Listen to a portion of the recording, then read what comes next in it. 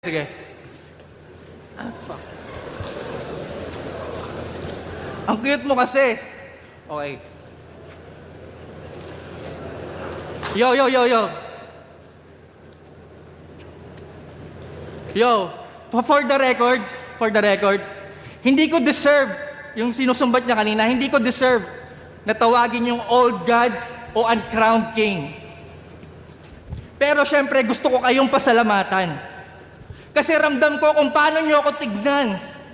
Kahit sa mga tournament, wala pa akong napapatunayan.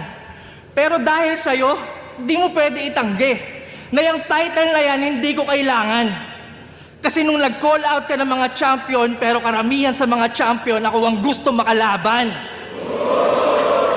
Pero sige, palit tayo ng sitwasyon. Kung ako yung nag-champion ng tryouts, isa buhay at 2x2, malamang, simentado na ang aking pangalan.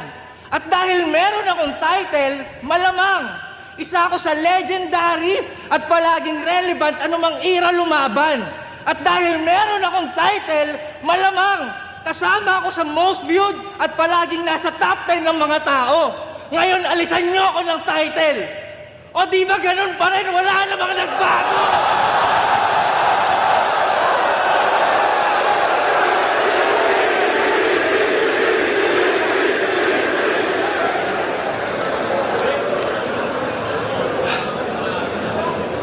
Samantalang ikaw, kung wala kang title, parte lang ng galawan ang iyong naging ugnayan hanggang dun na lang. Yan ang katunayan na hindi ka kahusayan, nag-champion ka lang!